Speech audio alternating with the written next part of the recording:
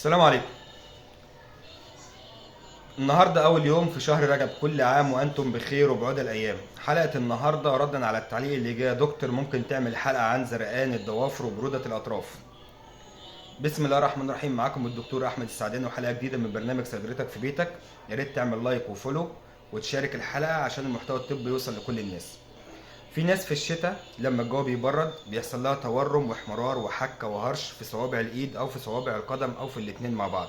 ده بيحصل نتيجة إيه؟ تعال نفهم مع بعض. لما درجة الحرارة بتقل بيحصل حاجة اسمها فازو كونستريكشن الأوعية الدموية، يعني الأوعية الدموية بتضيق فبيقل تدفق الدم فيها. فلما بيقل تدفق الدم بيطلع لنا مادة اسمها الهستامين. المادة دي بتسبب الحساسية والتورم والحكة اللي بتحصل عندنا دي. فاحنا عشان نعالجها لازم نوقف الفازو كونستريكشن ده أو نوقف خروج مادة الهستامين دي خالص. عندنا حاجتين هنعملهم: دور وقائي ودور علاجي. الدور الوقائي اللي هو ايه؟ ان احنا لازم نلبس شراب، ان احنا لازم ندفي ايدينا ورجلينا، نغسلها بميه دافيه في الجو البارد، نقلل شرب القهوه والشاي علشان بيعمل فازو كونستريكشن للاوعيه فيطلع لنا الهستامين اللي بيعمل لنا المشكله. لو بناخد ادويه برد فيها ماده السودو افيدرين نوقفها عشان بتعمل فازو كونستريكشن للاوعيه فيطلع لنا برضو الهستامين اللي هو في الاخر بيعمل لنا المشكله بتاع التورم والالتهابات بتاع الاصابع الايد والقدم. ده الدور الوقائي. الدور العلاجي بنعمل ايه؟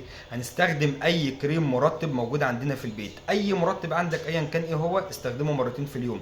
لو في ورم هتستخدم ريباريل جل مرتين في اليوم على الصوابع اللي عليها الورم.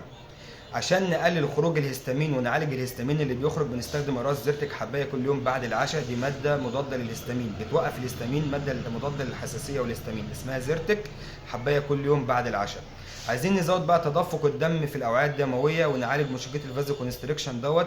هنستخدم راس اسمها ترنتال اس ار 400. الترنتال ديت بيزود تدفق الدم في الاوعيه الدمويه. فاحنا كده عالجنا المشكله وعملنا الدور الوقائي. ما تنساش تجرب وتدعي لي. شكرا.